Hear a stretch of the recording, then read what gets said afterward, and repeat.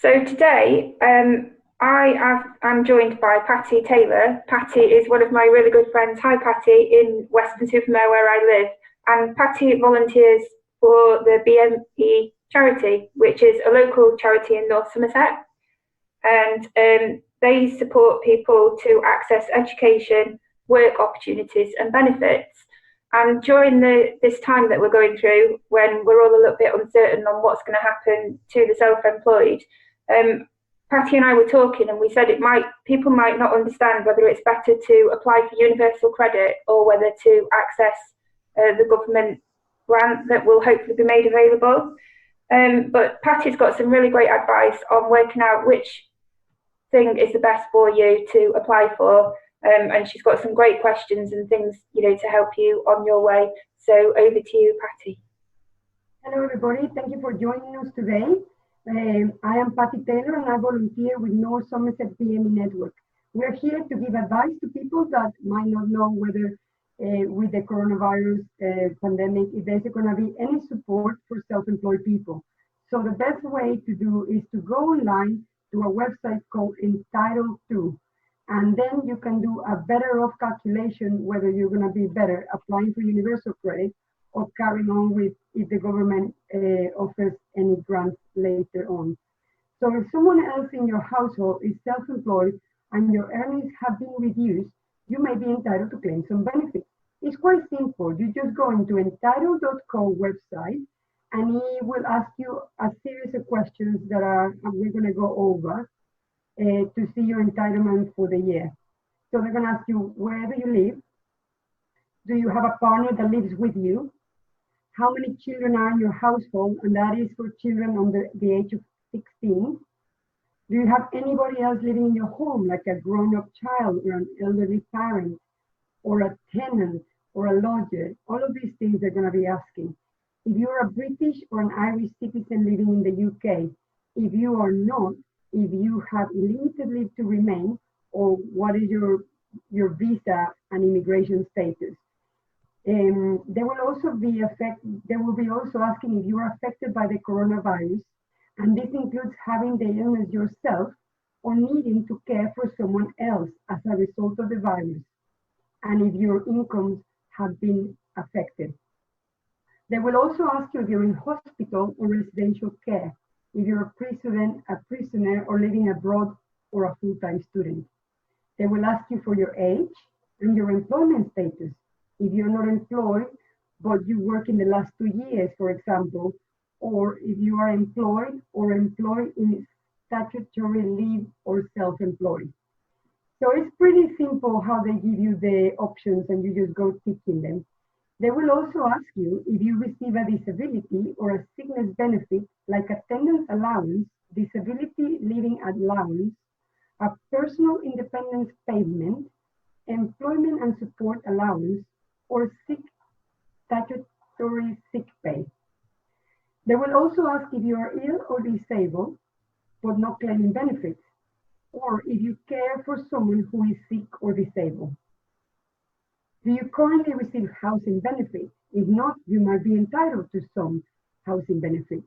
Do you currently receive income support or sickness allowance, which is income-based, or employment and support allowance, which is also income-related? They will ask you if you receive any other benefits like maternity or paternity or bereavement, or there is another one called war-related pension. They are going to work out your entitlement to universal credit with all of this information.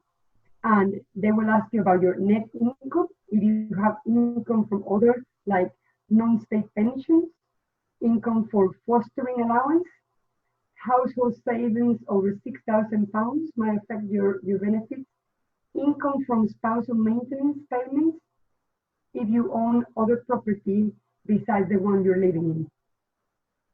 They will also ask you if you qualify for help with rent through housing benefit or universal credit.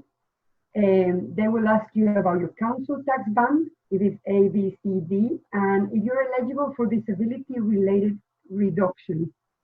There's also other discounts that the government gives if you are a single parent, you may have 25% discount, or if there is no adults in the household, you may be entitled to up to 50% discount with your council tax.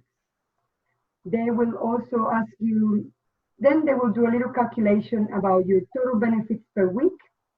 But there is also, even if you're not entitled to any benefits, there is other pots of money that you can apply, like the local welfare fund, the funeral payment, discretionary housing payment, and the warm home discount in the winter time. At the end of all this, they will ask you, are you gonna better off in work or off work? If you're self-employed and you have very limited income, they will ask you for how many hours you work and how much is your normal income. And this is an invaluable tool that we help people fill out, and then you can make an informed decision if you carry on with your self-employment, or are you better off going into benefits. So, any questions? No, that's really helpful. So that website is entitled to .co.uk. and I'll put a link in the comments there as well. So thank you for that, Patty. Other things I was just scribbling down, you might have noticed that I was looking down a little bit. I think that I've heard that people that are applying for universal credit online, obviously everybody's trying to make the most of, working out what they're entitled to, because everybody's worrying about it. But, just keep sticking at it. The staff are really busy. They're trying their best, but they're feeling the strain.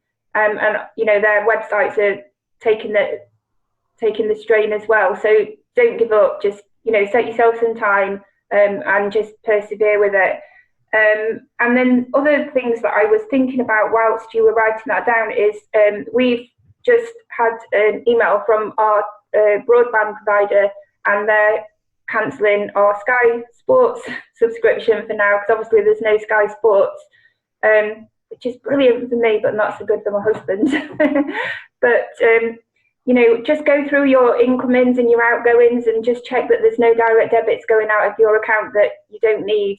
I'm going to be doing that. I know exactly, there's one thing at least that I can save a little bit of money on. So it's worth spending the time working out what your incomings are and working out what your outgoings are and exactly what it is that you need. Also, think about going to your providers, such as your electricity supplier, and telling them that you're self-employed, and have they got any rules in place or new procedures in place that will help you stagger those payments rather than have to pay them all in one go. Just take the help where you can get it, and we are going to get through this. We are going to come through the other side, and when this is all over and we're all allowed to get out again, businesses are going to fly and take off, and your business is going to be one of those businesses that take off. So keep persevering with your social media, keep persevering with your marketing. If you need any help at all, please, the easiest place to find me is on my Facebook page, which is Serious About Social. I've got a couple of groups which I'll put on the page so that you can see where I'm hanging out at the minute. But anything you need, I'm here to help you. So thank you ever so much, Patty, and I will see you all soon. Thank you for having me, and good luck. Yeah.